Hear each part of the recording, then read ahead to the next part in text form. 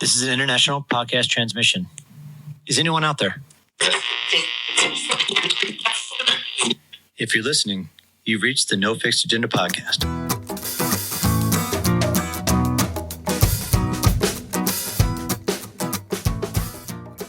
Welcome back, everybody, to No Fixed Agenda, brought to you by Bubs Natural.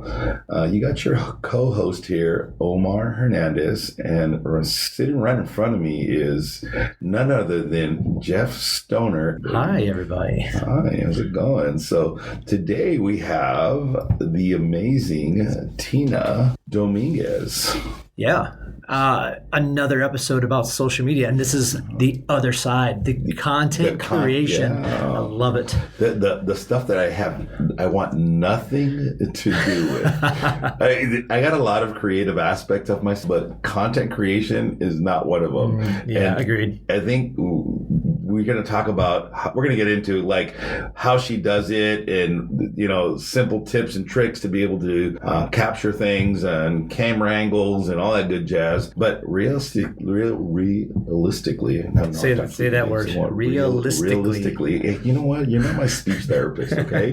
But, I should. But you should be, right? But yeah. But you and the rest of all of my other white friends. But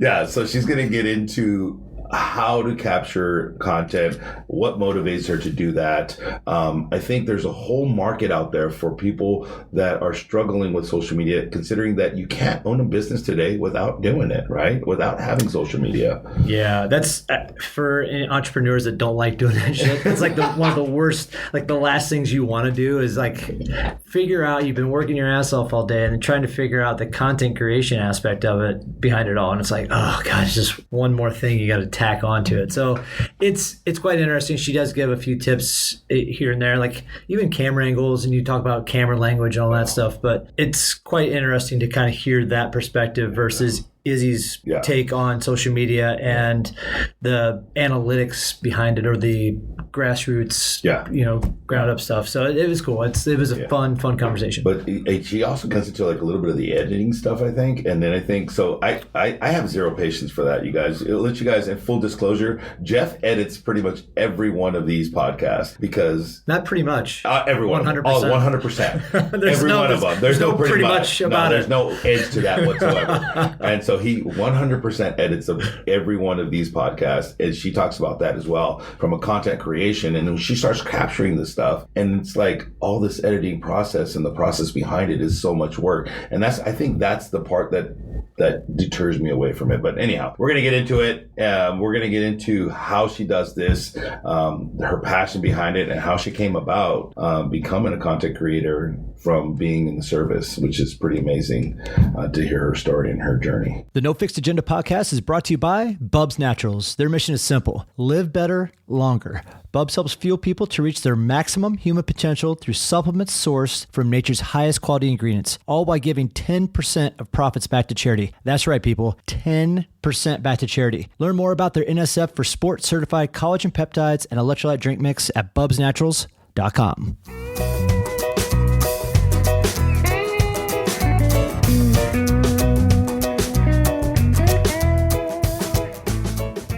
No tequila from me. Mix it up. I'm more of an upper kind of guy. I'm an upper kind of guy. I'm an upper kind of guy. I like to be chippery. You're not like one of those back in the day where it was the Red Bull and vodka trend. No, so it was like, That's when bipolar disorder came about. Manic, depressive. I'm wondering if people still order that stuff. It's still got to be a thing. Dude, they were drinking them last night at the party, bro. It's a thing, man. I don't know. Hey, bro. There was one better. When I was partying, my party phase, there was a drink that I used to get at Café Sevilla's, dude. They called it liquid cocaine. It tasted like fruit punch, but it was so good, dude. Next thing you're going to say you were doing blowjobs is what you were doing. Blowjob shots. I still do those today, but... That's a different podcast. All right. Anyway. That's the intro for that bad boy. Let's go. Tina, thank you for coming in. Sorry I was a little dysfunctional this morning when... Just this morning? Always dysfunctional, but I was extra dysfunctional this morning. It's because I went to Vera's class, and then I was telling Tina, you did the 6 o'clock? No, I did 8:45. But then Des called me, and there was a fire there that we had to put out. And then my renter called me, and she didn't get the information I sent, so I had to rush back over here and send that to her. Yeah. Good Lord. Yeah. Good so times. if I have to do a little text on my phone for my renter while this conversation is going on, I apologize. But, No worries. So anyway, putting fires out, baby. That's all right, dude. I got just the nature of an entrepreneur. Of entrepreneurship. Right? Doing this, doing that. So, who do we have in the studio today? So we got Tina Domínguez. All right. And Tina's specialty is? Man, that's a tough one to nail down, I'll be honest.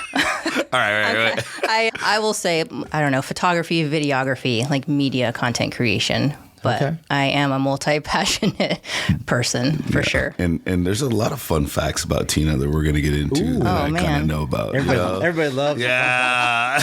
But for our listeners, what we like to do is we say, give us who you are and your Tinder profile, if you had one. Your business Tinder. Your business Tinder profile. Yeah. So that's what we say. Give us the Reader's Digest so people understand. They know who these two old asses Omar are. wants to know if he needs to swipe right or swipe left in this conversation. And that's how the no fixed agenda conversations go. Whether it's swiping right or swiping left. And we just learned 2 weeks ago, left means no and right means yes. I don't know. Yeah, I didn't know that. I didn't know that. I don't know. Yeah. So give us your business Tinder profile. Dang. Who you are. Hot seat. Go.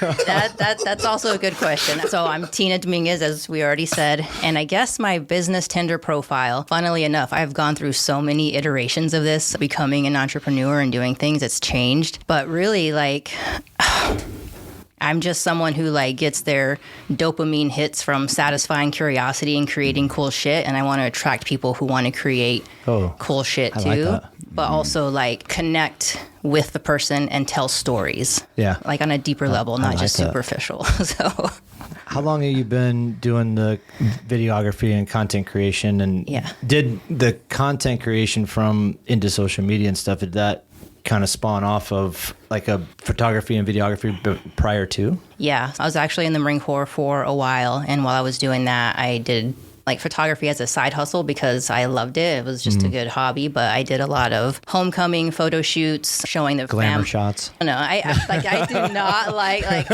when it comes to like headshots and professionals, I'm just like, that is so boring to me. Like it was I mean, I just got a visual of like the 90s glamour shots. Yeah, dude, if statue pose. If you're 40 plus. What was that one spot in the malls, bro? It was like glamour shots. Well, was it glamour shots? Yeah, it was glamour shots. Yeah, that's what it was. Yeah, okay. Yeah. All right, I did it once. But so I did photography. I did homecomings, and it was like showing the families reuniting. And what I loved about it was showing the story from the anticipation, like the people getting ready. Right. Either whether it was wives or husbands, kids, they're waiting and it's like they're getting excited and then they see the plane or whatever pull up and just showing that whole thing till they're finally back together again and then they're happy and leaving the area. So that was like my favorite thing. And then I retired and I actually went back to school for exercise science and nutrition. And that was fun. I did nutrition coaching for a while. I taught CrossFit. I had personal training clients that I did for a while. And as time went on, I really enjoyed the creative aspect of it, like creating my own content. And then other coaches and other businesses saw that and like, hey, can you help me? And it started drifting that way. Right. And while I was living in Alaska at the time, which is a completely other crazy story. It's a different podcast. I got a unique opportunity to work at Apple as a creative pro, which is basically teaching people either how to use their devices, but also they would come in and we'd take them out and show them how to take better photos, how to do videography. Oh, do they still do that? They do. It's changed a lot since COVID, so it's not as popular. Yeah. And once I did that, I was like, oh man, like I really missed being in this like facilitating space and this creative space. And it just, did a hard pivot to this side and left the coaching and nutrition stuff. I didn't know that Apple even offered that. That's a cool thing, to be honest with you. Like with the technology and all the phones, it is. It's sad that not a lot of people know about it because it's a really awesome resource. Does Android do that? We don't need to, bro. Oh my God. Dick. One of us is not Louis. Yeah, there you go. I'm the odd man out at this table, but that's okay, bro. You're the odd man out all the time. I like being that person, bro. Yeah. So you got into social media. How long have you been doing content creation? I mean, if you want to count when I did it for myself, God, probably for my own coaching since 2015, 2016. Wow. And then to 2020 is when I started working with other people, or people started reaching out to me for like more help in creating stuff. Because it wasn't just content creation. I would also help people create like their like PDFs for people who have email opt-ins, like their little freebies, whatever they want to call them. So yeah, probably 2020 is when I started like venturing into helping other people. Got it. We just had another social media expert, if you will, come onto the podcast last week, and she was more so on the teaching aspect of things. She actually teaches it for Maricosta, and so we talk a lot of analytics and stuff like that. What we weren't able to get into was like, I think there's this concept of like camera. What did we use? It was like just how to speak through the camera languages and stuff like that, and positioning. And I said, that's going to be like totally Tina right there. I think you and I have worked together for a year? Almost a year now, right? Almost. Crazy. I can't believe about it's a year now. And so the thing that I will say that I loved about you was that you actually started just not saying, okay, yeah, I can help you create content. It was like, what are you about? I love that aspect of it. And you saw the emotion behind our brand and our business and what we were about to do. And you connected with that wholeheartedly. I feel that. And talk to us a little about when you first got into the industry, what it looked like versus what it looks like today, and what that's all about. Yeah, back in the day, like content is like back in the day is 2 years ago, bro. It's crazy, but you know what I mean? Content creation is last week. Yeah, 100%, dude. Because I joined Instagram when it first came out, and that was around 2012 or 10. I was going to say it was like 11, 12. Yeah, something like that. You're going to make me Google that, but go ahead.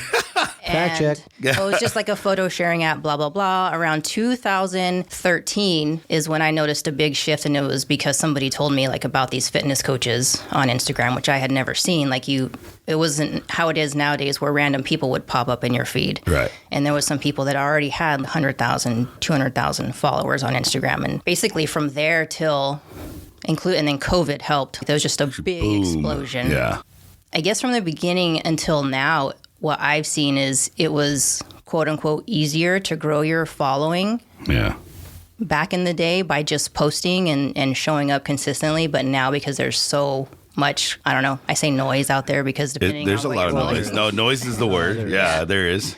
Like it's harder to grow your following now because you either come across a lot of people saying the same thing. And so you have to either if you don't resonate with them or something with them doesn't click with you right away, you just keep scrolling. So I don't like to get into the analytics and the data and the algorithm because that's like, to me, yes, it's important. It is. If you are trying to grow social media, especially for business, like it's important to know those things and have a strategy and do all of that. And from 2021 till the beginning of 2021, till the middle of 2022, I was helping coaches with that. Like I had a course and we went through from their branding all the way to how to get lead management. And it was really good, but I became jaded with the marketing space.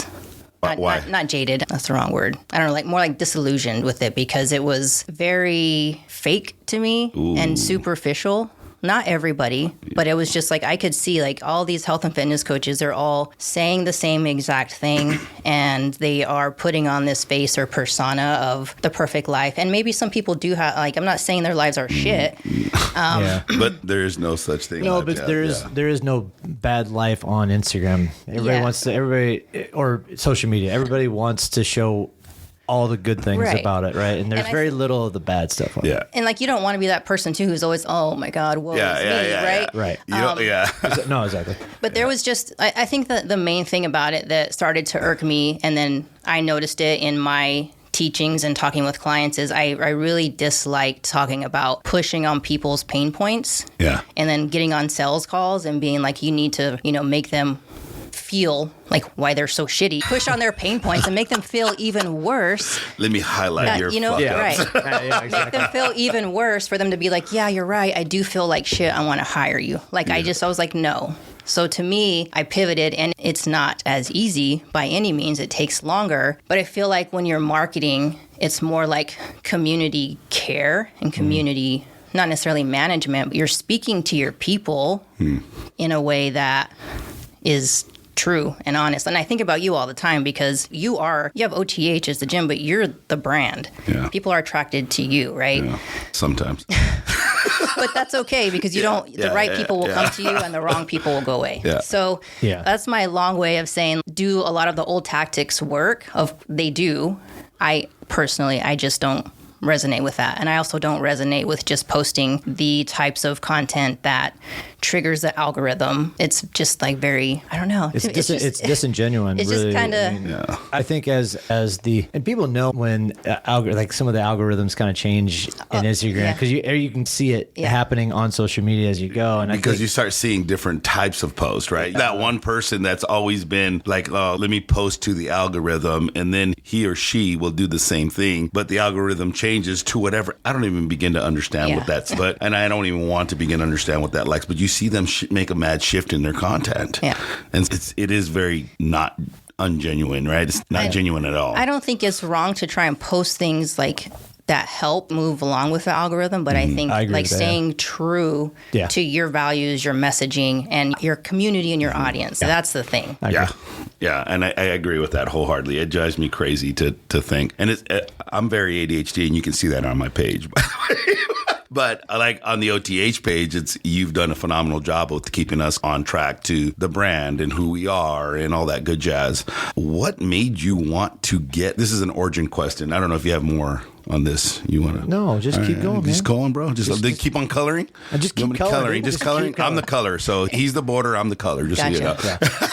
Man, so there's no border. There's a border. He has to keep me. As I explain it to people that comes in, when you watch sports, I'm the play-by-play guy. He's the color commentary. Most of the time, it ends up being color commentary. But as long as I'm there to direct the ship, it's fine. It works. You big guy, color away. Color away. Color away today. This is all you, buddy. Color away. Do you remember? I understand you came out of the military. Somebody helped you. I mean, you were helping in fitness people launch their brand and share their brand and do all that stuff. I think you have a natural, I'm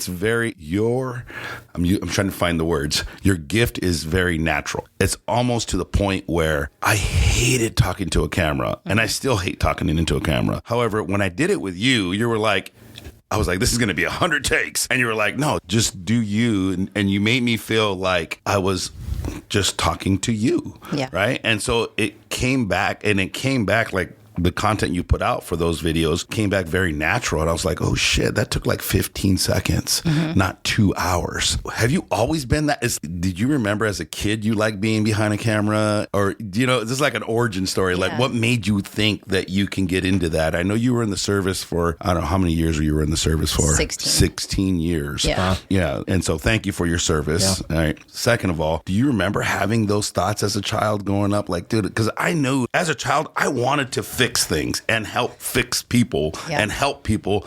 I hated people when I grew up because of my upbringing and all that good shit. But I clearly remember at 8 years old for my 9th birthday, I wanted a fucking toolbox. And so I loved fixing things, right? Yeah. That was my thing. Do you have a similar story? I wouldn't say that I have a specific like origin story like that where I'm like, oh, I want to either be a facilitator or talk to people or have people share their stories or whatever. But I think part of my childhood did play into that. Again, I had a really tumultuous childhood, and I was the protector of my mother and my grandmother. And just growing up, I just remember like I knew how like I didn't like feeling like crap by certain people in my family. I didn't like seeing my mom and my grandmother being treated like crap. So there was always a piece of me that was like, when I'm around other people, I don't know what they're going through. So I always try and elevate or raise myself to be a light in their presence somehow. Yeah. And not in a fake way or anything like that. No, it's very real. 100%. Like, it's very genuine. Like even, because same thing, like ADHD, depression, like all that stuff. Yeah. Like all the dysfunctions. Like all the trauma that happens in your life. The dysfunctions that Jeff have to deal with on a daily basis with me, but go ahead. Yeah. So like, it's something like, it doesn't matter like how bad I might be feeling or what I'm going through when I'm around other people, or when I know I need to show up, I show up, because in that moment, it's not about me, it's about you and whatever we're doing. So like, you were like, oh my God, I hate being in front of the camera. Like, it takes me forever. And it's just, to me, it's just like, you're just having a conversation with me. Yeah. Just like, I want you to talk to me like you're talking, like you talk normally. Right. And I think that's a misconception when people get in front of a camera. They think they're talking to the camera. And I always say, try and reframe it. Like, yes, you're looking at a lens, but someone is watching on the other side. So picture that person that you're talking to who needs to hear that message and talk to them like you normally would. Yeah. And that's what I try and do. And then when I'm interviewing people, I'm much better at interviewing people than certain conversations, because I want to get in there and talk and not interrupt, but I'm just so eager. But interviewing, it's really listening. Yeah. And just going off of what they say. Yeah, we toyed with it. It's an art. I'm telling you, she has this art down pat, bro. It's an art form, because I've had other people do interviews and it comes off scripted. And when you do it, it doesn't. It just seems like I'm just having a conversation. It takes into the next question that kind of want to ask you about camera language and all that stuff and how that works, because I think that kind of has to play into it a little bit, in my opinion. I don't know. I don't know how you made me feel like I was talking to the person. What you use that exact line that you just said right now, like you're just talking to the other person on the other side of the camera. Like, it was like, it made me forget about the fucking lens. One, it also, just like doing this podcast, I really didn't want to do it. We posted a funny reel the other day about me saying still. I can't say. Yeah, you know what I mean? I'm like, I don't want to speak into a camera, because I'm low-key embarrassed about how I speak sometimes. And I don't want to speak into a mic because I'm embarrassed about how I sound in some words I cannot say. And so those are the things that I'm like, I don't want anybody to know. You made me feel like it didn't fucking matter. And it was like, somebody out there is also struggling with that thing, whatever that thing is. And you definitely want to share that with them. I literally, that's where you were speaking, those words spoke into my heart. And I was like, oh, okay, cool. I'm just going to speak to the person that needs to hear this about wall balls, or he needs to hear this about fitness, or needs to hear this about nutrition. And that's an art form. Kudos to you for that. Camera language. And how did you learn all this shit, first and foremost? And when do you think to apply it? Do you only work with fitness and people? I will answer your questions, but I want to make sure I understand. What do you mean by camera language? So, like, you have this knack to share angles and making sure that we're saying the right things. And is that even a thing, like camera language, or like speaking through a camera is hard? And I don't mean just like speaking. It could be a picture. It could be whatever message you're asking them to do. But I've watched you work with people like Bliss and other people that are very already influential in the social media space. How do you go about doing that? Is it just something you learned? Yeah. I think, sorry, I want to jump in here really quick. I think really what it comes down to is figuring out what makes people comfortable. 100%. I think in today's society, it's got to be between now and, let's say, 2-3 years ago, got to be a little bit, I don't want to say easier, but probably more comfortable for people to be in front of a camera to some degree. Here's the two things, like speaking in front of a camera and being in front of a camera. Two different things. Two different things. Because one, with social media and the amount of content that people put out, people get used to being in front of that camera. Yeah. It's like it's same thing about talking in front of people versus being on the microphone and talking in front of, and being on the mic to one individual or two individuals in the room. So it all comes down to figuring out what those people have to be comfortable with. And I think maybe that's a talent in some degree, to be able to talk to somebody and some people can do it. Like, they can talk to somebody for 2-3 minutes and be like, oh, I got it. I know how to get this person to speak a little bit more. Yeah. And I don't know if that's what you were. 100%. Okay. Yeah. When I first start, if it's an interview type thing, I'm not just, hey, I'm Tina, like, I'm going to ask you some questions. They're getting mic'd up, and while I'm checking audio levels, I'm just shooting the shit. I'm like, what did you have for breakfast this morning, or what? Just random stuff. And they start talking. I'm like, okay, this is good. And then I do let them know I'm just going to ask you some questions. If you are more comfortable looking at me, then that's okay. Like I'll stand here, so it's still like a decent angle, but it looks like you can have straight on, but you can also have a good angle where someone's looking away from the camera. I'm like, if that's more helpful, like I'll stand over here, or I can, and I just let them have a preference. Right. And just start out with questions. And I'm very go with the flow with it, and I let them lead. Like I do have questions already written down or in my head that I want to ask, but I've never asked that question. Okay, next question. Okay, next. You know what I mean? Because then at that point, it's very... Here are my 3 skip their questions. It's very abrupt, and it breaks the flow. So if they've said something that triggers a question that's number 10 on the list or something, you know what I mean? like wait a minute. Right.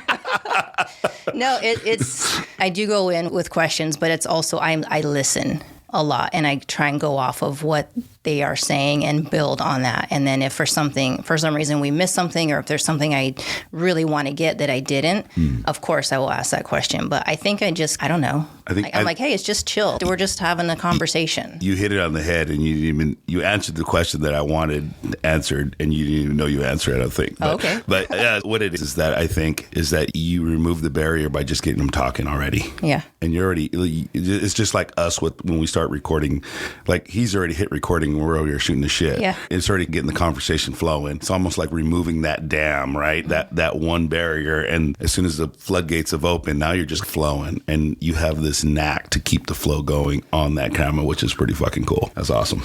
I'd like to know, just from your viewpoint, like we talk about content creation and camera angles, what are some of the things that you see work the best as far as camera angles when you're shooting somebody, or if you're doing it yourself? And what's some of the best type of content as far as where the camera should be positioned in? Like you said, in an interview, it's tough because you can go straight on or at the side. But if you're doing something, and we'll just keep it within the fitness side of things since you're working with Omar, like when you're out doing stuff at the gym and filming, what are you trying to get stuff from up above? Are you trying to get stuff from down below? Because people are going to be listening to this, and they're going to be thinking about, I'm also shooting stuff myself in the gym. Like, I got a tripod. What do I do? Yeah, exactly. And that's do I put it on a box? So what would you, from what you've seen and what you've experienced as far as the best parts of that, like? For sure. So I think it depends on what the video is going to be for. Like if it's just, because when I was powerlifting, I haven't lifted in a while, but I would always film my lifts, and I would just put it just so I could see form. But then you have other fitness people, content creators who maybe they do want to create reels. I don't know. It just depends. If it's instructional, it has to be so you could see everything correctly, right? For the type of stuff I do, it's much more creative and just flows. I try and get angles from down looking up, like with someone, like if they're tired or if they're walking or they're running, because that's like a hero shot. It shows them like big and whatever. I need that when I'm around Jeff, by the way, but go ahead. Yeah, because I'm thinking of how I like to create things, and I do get all multiple angles. Like I do get a lot of from the ground shooting up to get that look. Some of the best shots are done that way. Oh, yeah, there you go. Yeah. Straight on. And if I do have the ability, I will try and get top down, but that's to show more of what's going on in the environment for me. Majority of the shots that make the cut for me it has to do with facial expressions and maybe what they're doing or the movement in the video more so than the angle. So like I have a reel that's done, like I posted a story, we haven't posted it yet, but you've seen it, like you and Sorty at the end. And it's just because I'm very big on storytelling that way. I would have to agree with that. And I love to show the hardship, the triumph, everything that's going on. So sometimes to me, like I don't care if the camera angle isn't perfect, if the lighting isn't perfect, but I captured that moment, like that emotion, whatever it is.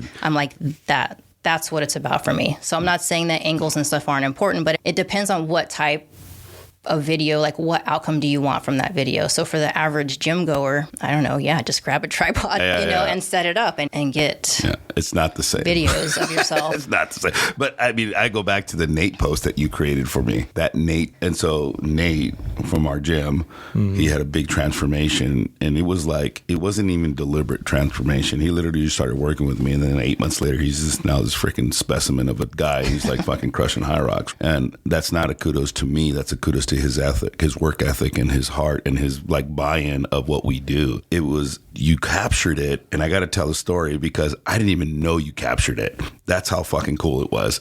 And I said, and so when you and I meet, we talk about who we want to do pieces on, what's the strategy behind my story, what content. It's very deliberate. It's not, oh, spare the moment type shit. Let me grab it. It's very methodical, but in a genuine way. You're capturing it. I'm screaming at Nate at wall balls, and I'm like, fucking Nate, let's go pick up the fucking ball. Come on, Papa. And I'm just like cheering him on, right? And I didn't even know you were recording, to be honest with you. I was just in the moment doing my fucking thing that I love to do, which is make people get to a point where they can accomplish something that they don't think they can accomplish, and why and then highlight why they're doing it. And so you captured it so beautifully. And we had talked about months back, I wanted to do a piece on him. And then you were like, do you have a before picture? I said, yeah, actually I have a picture of him when he first walked into the gym. And you put this thing together. It was so freaking beautiful, dude. And I get chills. I've got fucking chills right now just thinking about it. And what do you think? And I didn't even make no adjustments other than let's put the picture up.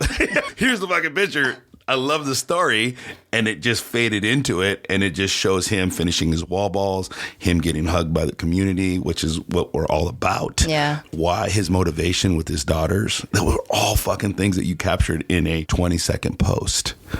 And so that's kudos to you, right? And I love that you can do that. However, I've worked with other videographers, and it is not that simple. It's not. It's not. And I think you're underselling what you actually do. The fact that you took the time to sit with me for an hour, 2 hours, 3 hours to fucking just learn about what I'm about is what I think is your winning sauce. That's why you're good at what you do, right? And because you were like, I understand the message he's trying to get about. It's about community. It's about the heart of the community. It's about making better people out there, right? It's not just about what you look like. It's not just about your macros. It's not just about your six-pack abs. He's about making people better. How hard is that to do that when you bring on a new client? Do you do that with everyone? If it's something like this, then yes, because it's an indicator of, do I want to work with this person? Right. So I will tell you right now, even if someone's, I won't say there is not a number, but if someone, let's be clear, right? Hey, I want $5 million to work with you. Done. But I prefer working with people who, like, it's not just you're a client and I'm you hired me, right? Like, I want to collaborate with people. I want it to be collaborative, and I like people who are willing to, like, I don't know, do the hard things and put in the work, and also they're not just about selling six-pack ab workouts or whatever. Not that there's anything wrong with that. No, there's not. Recording, like, don't come for me. Oh, they're gonna come for you either way. But I resonate with people who, give a shit about people and making their lives better in some way. Right. Versus just the superficial stuff. Yeah. And that's the type of people that I want to work with. So to me, it's really important to sit down and talk to someone and just get what they are about, first of all, and then what is the message or what is it they're trying to get out there for their community. Because without that, it's very basic, and it's not going to resonate with the people you want to resonate with. So Talk to me about some of your editing process. Oh yeah. I'm as somebody who you do a lot of editing, but go ahead. I don't know. It's one of those things. As I've gone on in my business and my career, I've learned how to teach myself how to do stuff, podcast editing, video editing. Like, so it's, to me, it's a lot. It's time consuming as fuck. Like, and I have no desire to want to do it. We talked about this a little bit, how in the last social media conversation where Omar and I have spent a couple hours on one 20-second video that never hits, and then you spend 5 seconds on a 10-second video, and all of a sudden it goes all over the place. So talk to me about the editing process with you. Are you using some of the apps that are out there now? Or do you use more of the professional stuff like Adobe Premiere? What do you do, and what's your process with that, and what do you look for? Sure. So I'm also self-taught. Like I've just learned along the way, years of just me finding things that how do I do that? Let me look. Yep. I've also found videos that I like how they edit, and I will like screen record it, and I will scrub through frame by frame and then try and reverse engineer what they did. I'm like, oh, I see what they did there. Now I'm going to, and so like because I like learning things and I'm curious about stuff. You guys both have that in common. Seriously, legit. I do the same exact thing. Exactly. I find one or two video content creators that tell you exactly how to do something, and I'm like, okay, I'll just save this, and then frame by frame, you just sit next to it, and you're like, oh. So yeah, self-taught, and I use Final Cut Pro. I've used that forever, and I know a lot of people are like, maybe try do Premiere, go to DaVinci. I might try DaVinci just for the color grading. I'm at a point where I'm already so proficient and know enough in Final Cut Pro. It's hard to switch. To take the time and learn a whole new NLE, I'm like, that's just going to, unless I had a lot of time, that's going to take away from stuff that I need to do. So I use Final Cut Pro. Yeah, my editing process is different depending on the content. There are some, I'm working with an equipment company who, they sell equipment, but they are also known for education. They do summits every year. So it's Perform Better. And they do a lot of... Perform Better. They bring in other people who use their equipment to do educational type posts. So those are pretty easy because I could just I created a template where I just go through and I'll add the captions. So I will use a third party, either submagic.co for captions. And then there's a captions app.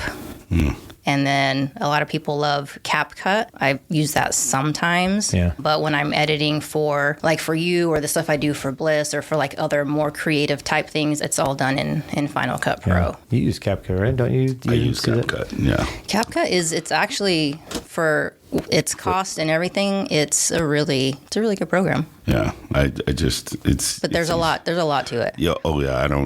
I'm sure I'm just scratching the surface just because. To touch to you, like it's the same thing. Like the 20-second videos, those can take hours, and then when it's like when I'm doing highlight videos for powerlifting that are like a minute or 2 minutes long, like I don't know, it could take me upwards to 6 hours. I think that's one of the most tedious parts of the content creation for social media is how much time do you really have to put into this video that you don't know is going to hit, right? Dude, there's some people that love it. Like when we talk about, we've mentioned Bliss like 10 times already, but she loves doing that shit, dude. She fucking loves it. And she's like, and I hate it.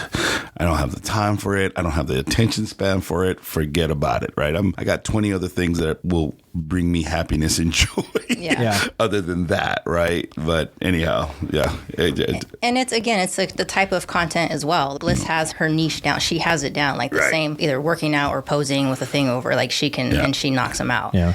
And then again, if you're creating content for social media and you want it to pop off, that's a completely different story, because as there's the algorithm, there's the trending music, there's the time link, there's did you get the hook at the very beginning, did you all this stuff, versus like I like to create cool shit, and like I've been so busy not facilitating, but basically doing work for everybody else that I haven't created my own content. So like for me, I've gotten to the point I don't care if it pops off. It's my art. I want to get it out there, and if I don't, I'm like, it gets me frustrated. My other big thing is AI. Oh, yeah. How much has AI changed the way you help produce content? Yeah, I don't use AI aside from some captions apps. Well, yeah, because and let me qualify my question here, because it's not just so much the graphic aspect of it; it's also the audio portion of it and the captions. All this.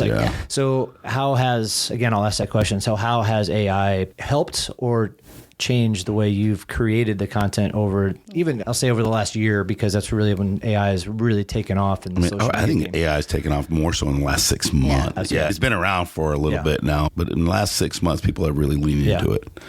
Yeah, I think like visually, when it comes to video and photo, it hasn't changed what I do that much. When I'm editing photos, there are some really cool features that help remove objects from the background or whatever that's helpful. Yeah, I don't use AI in my video editing. I'm trying to think if I throw No, unless I use Submagic and throw B-roll over it or something like that. But I think everyone knows about ChatGPT, and I think personally, like, that's a phenomenal tool as long as you are taking what it spits out and making it your own, because they use a lot of the same words, a lot of the same. Like, you can almost tell right now if someone's just taking something from ChatGPT. Yes. We were, who the hell was I talking to? Were we talking to Izzy about this? Where she's like, she was talking about you're talking about the students and how they plagiarize the hell out of shit right now. They put everything through ChatGPT, and then it spits out, and it has something on there that tells how much of it's actually plagiarized. Right. And so she has to look at that. Yeah. And so she's gone from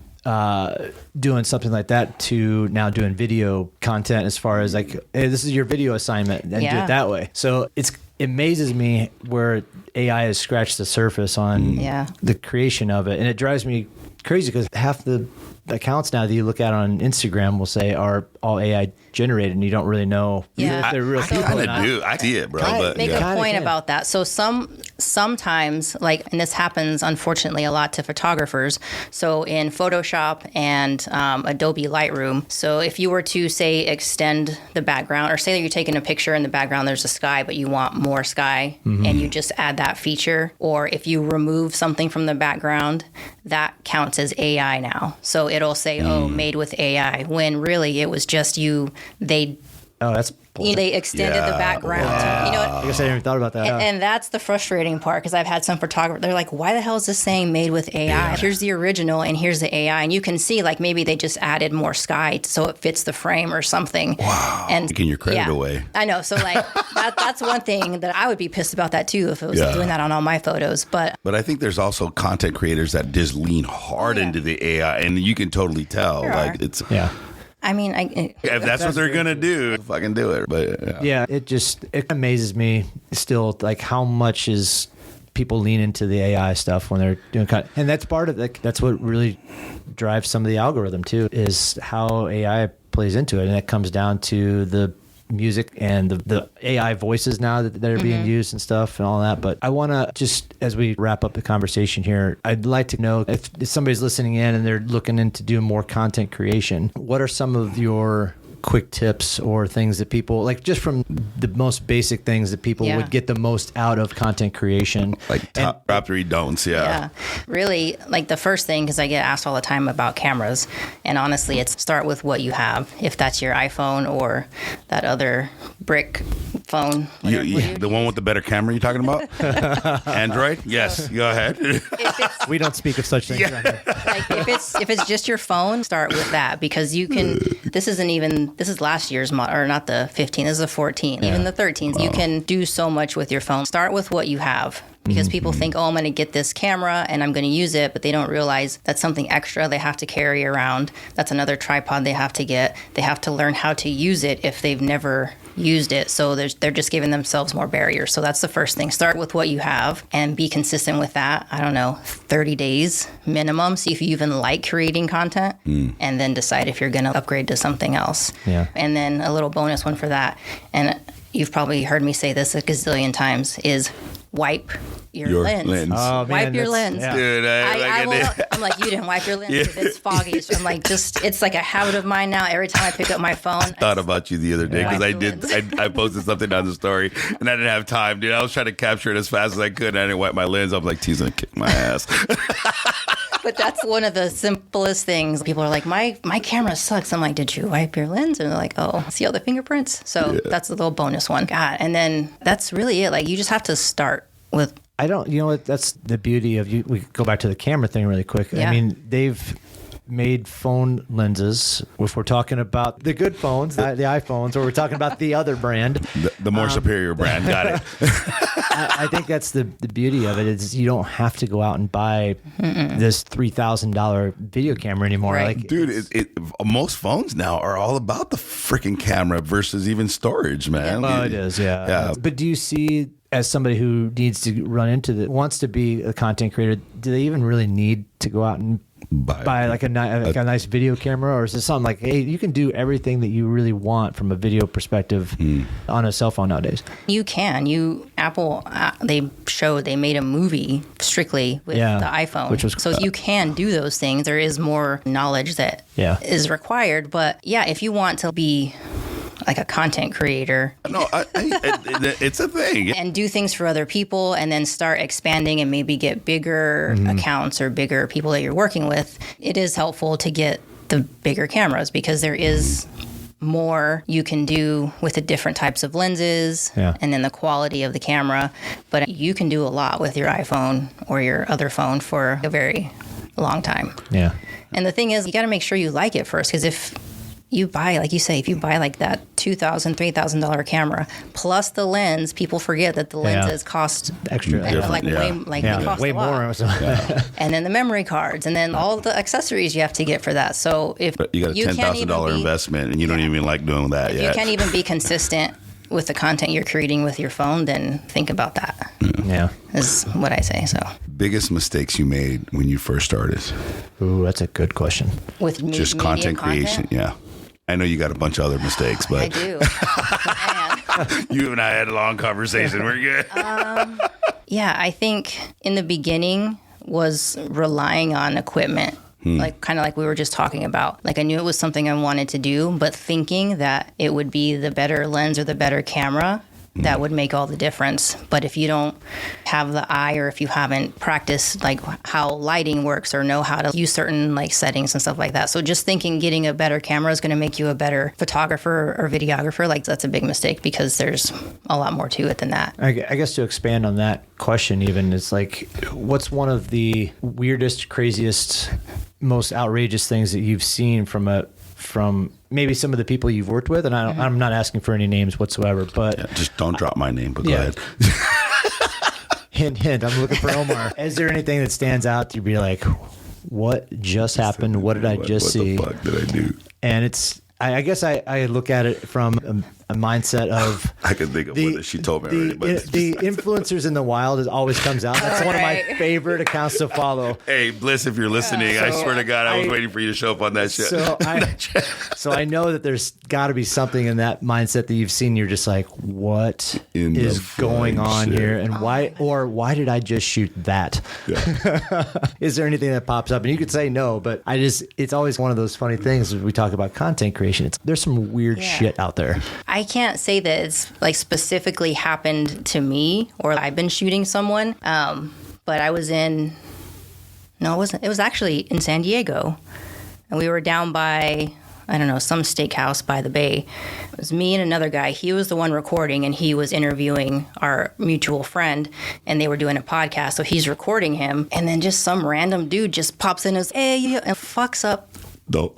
Oh, you can drop the F-bomb. You can do whatever you want. We're good. And just like barges in and just messes up like the whole take. Like that's nothing crazy, but I'm just like, what are people thinking? Yeah. But I honestly, like, maybe I've been lucky and I haven't seen anything that crazy, or maybe I've seen really crazy things. So what I have seen is just like very tame. Like my threshold's way up here. So.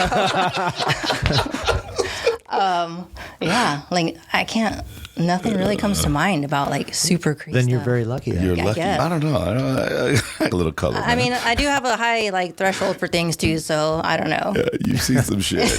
You've seen some shit. I thought about the one time you told me. I don't know if we're allowed. We could edit this out if it's not prohibited. But you were doing a seminar and you said, I asked you, we're talking about something else, and she's like, yeah, we were talking. It was how'd the shoot go? And she was like, I don't know, there was a bunch of dildos and.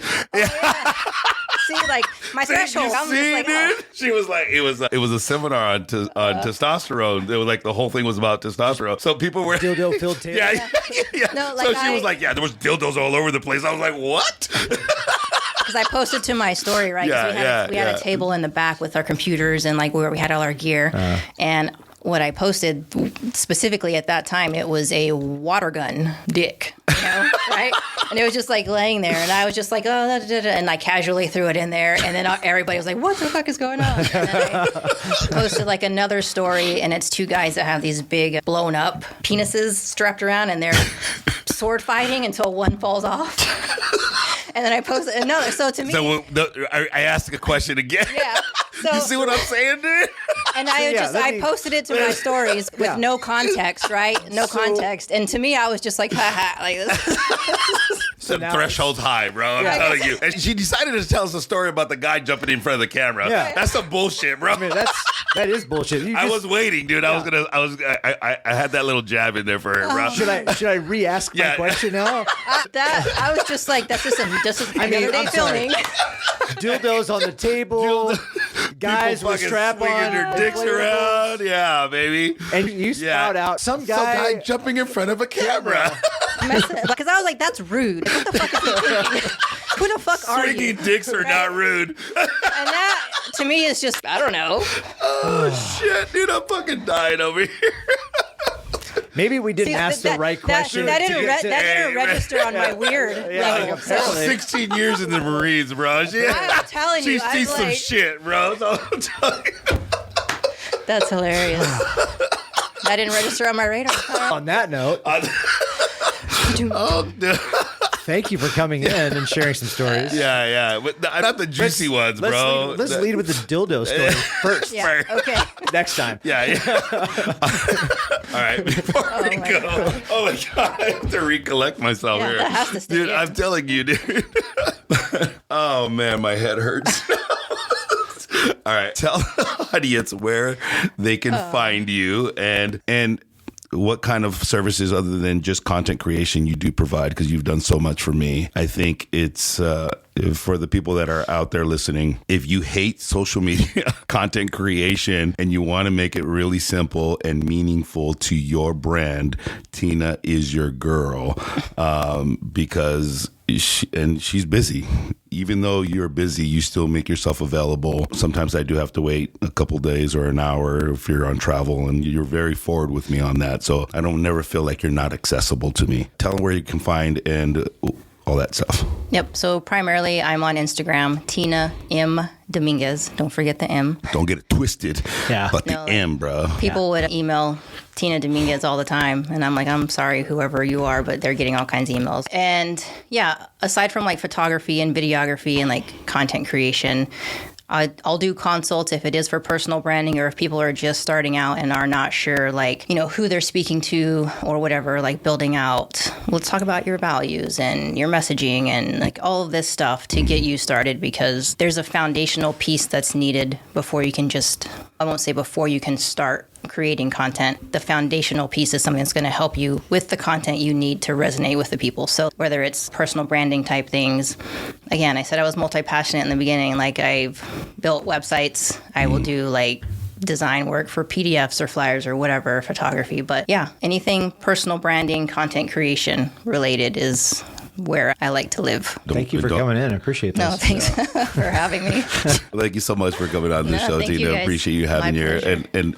I did promise a fun fact. Oh, no. Oh, no. Yeah, so we'll end it with, it's not that funny. Okay, we're going to end fun fact. With the fun fact. Okay. Did you know that Tina had her own podcast before?